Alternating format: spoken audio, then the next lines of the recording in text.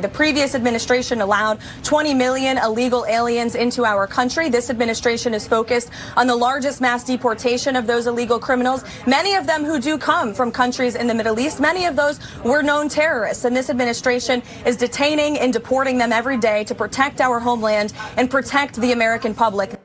Additionally, DHS has issued a national terrorism advisory bulletin of a possible retaliatory attack on U.S. soil. So here to break this down for us is Breanna Morello. She's the host of the Breanna Morello Show. So thanks so much for coming in today. So we look at this, and obviously this is the headlines that have been dominating all weekend, but we know that you have some pretty good sources, right? You break a lot of stories. So I want to ask you, is this DHS, is this an issue of good faith for their warning out on this, or is this a replay of what we've seen for the war on terror, the Patriot Act, et cetera? Yeah. So as many of your audience members probably already know, the Biden regime allowed thousands of illegal aliens to just flood into our country from countries that hate us. And so the reality of it is yes, there is a threat there. And I've spoken to my sources who have, they've followed the terrorism threat throughout the FBI through their entire career.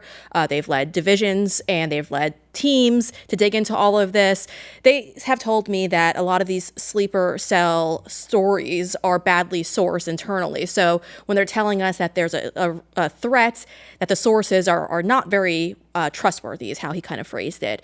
He does believe that there's a potential, obviously, of an Islamic terrorist attack, but he says there's a difference between that and whether they're a sleeper cell, which means that they've been trained by the government to come into our country and cause mass destruction. So that's something that he says that we should look out for. Now, I tended to disagree with that. I mean, I remember this video that was circulating online when an independent journalist confronted these group of Middle Eastern-looking individuals, and the male came forward and said, "You're going to remember me." I think that shocked a lot of people on X, and we're still to this day wondering where that individual is because he sounded like that was a threat. So I think there's a lot to be nervous about. I think that there is potential for there to be a terrorist attack here on U.S. soil. When you let in that many unvetted individuals, you never know what you're going to get. So this is something that really post 9/11 has astounded me, which is that if the threat was as great as we were told, and certainly I was expecting, it's astounding that we haven't had, right, the amount of terrorism that was predicted, in the last 20, 25 years. Because if you were around at that time, everyone thought this was the new wave. This is what the entire world was now going to face, right? Was terrorism in the U.S. And if you really wanted to do it, where there's a will, there's a way. How hard would it be to sneak in the United States of America, even before Biden was letting people in, right? Mm-hmm. There's Canada, the border there. So there's two lines of thought over the last couple of decades about this. One is, look, the reason that there isn't any terrorists is because we stopped them. And we were very successful at preventing it, throughout the world.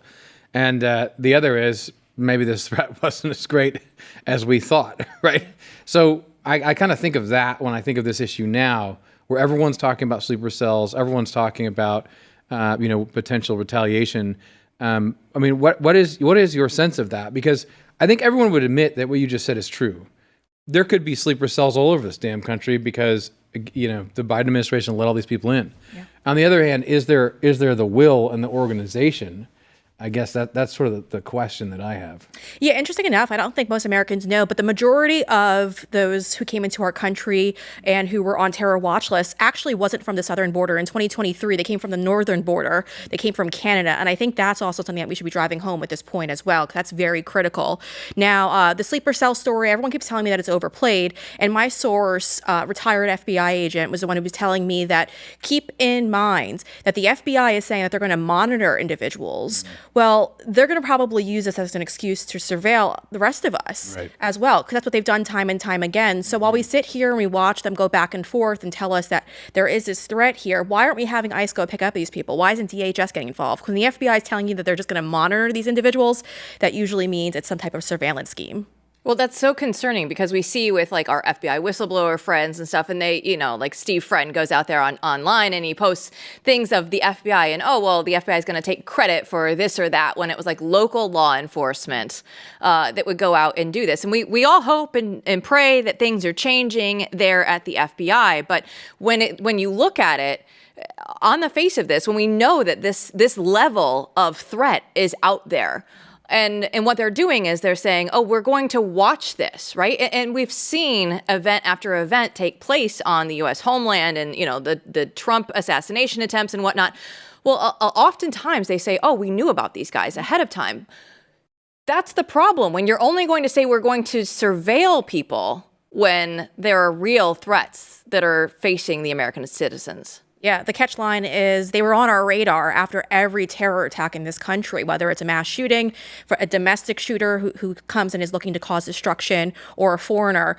They always say that they were on the radar. So again, the FBI just looking for any excuse to surveil Americans, which they always do. And unfortunately, I don't think there's enough motive involved in here when it comes to getting the FBI to be more aggressive in crushing these things before they actually take place. Because unfortunately, even though there's new leadership within the FBI, I'd have to say that there still is that desire to capture more power over the American people, to take away and chip away at our freedoms, our privacy laws and everything. So a terror attack, although it's devastating, I don't want to say the FBI is aligned with it at all, they're not really doing much to prevent one at this point. And I know that that's going to be very controversial given the fact that we have new leadership in charge, but I haven't seen anything change. So speaking of surveillance, let's talk about Tulsi Gabbard and the watch list. I mean, there's a couple of things to say here. I'm curious your thoughts about Tulsi within the administration. Mm-hmm. You could see the back and forth between people saying, "Oh, she's out," and then the pictures of her in the in the room, right? That just came out yesterday, I believe. They were a little delayed, I think. Yeah. Pictures of Tulsi, but there's clearly a war going on within the administration over foreign policy. She's on one side of it, so we have that going on. But that's not what we're going to talk about first. Tulsi was on this TSA watch list. And he wrote a piece recently claiming that hundreds of Americans were unknowingly added to that list. Tell us about that. Yeah, so hundreds, probably thousands of Americans were added to that list. I actually am suing TSA right now for the documents regarding the list. Unfortunately, they don't want to cough those up, of course. I was the one who called Tulsi Gabbard's team to let them know that she was added to a terror watch list as well.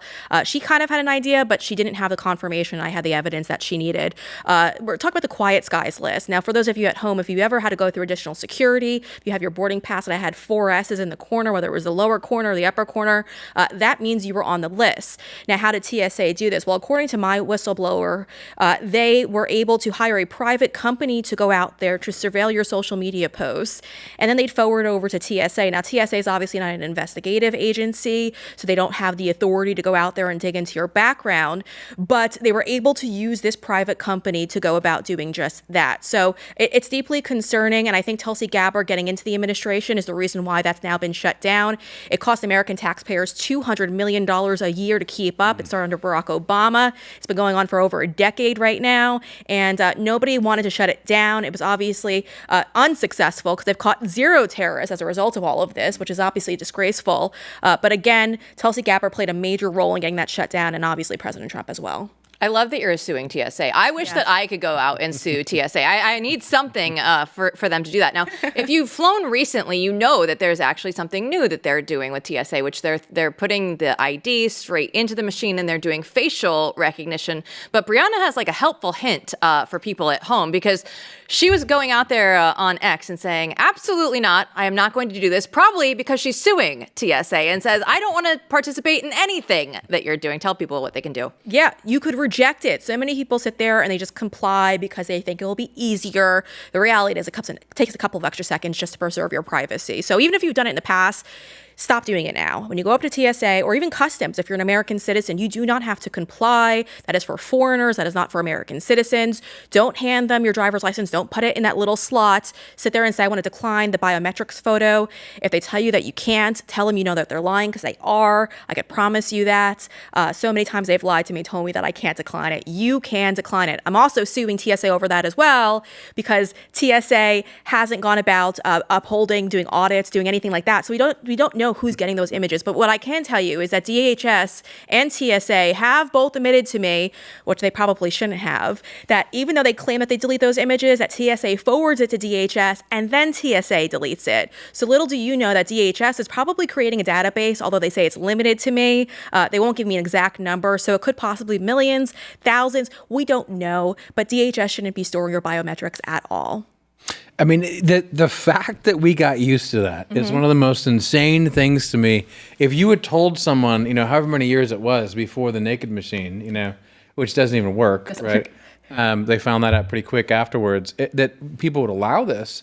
No one would have believed it. And yet here we are. So anyway, we have to put that aside. We have to talk about something that's really important that's been all over, all over the news, all over the X, and that is the FBI whistleblowers.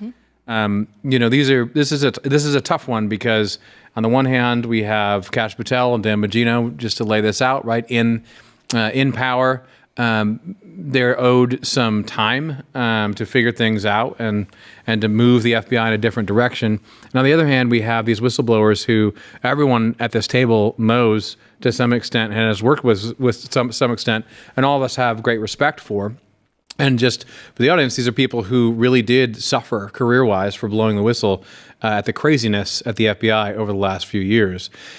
So you've been a real vocal advocate, I think, for justice for them.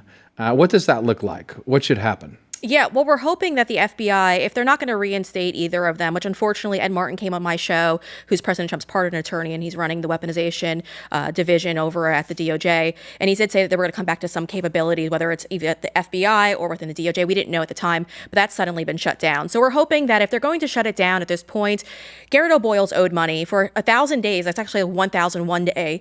He has been suspended from the Bureau. So he's still an employee. He's not being paid.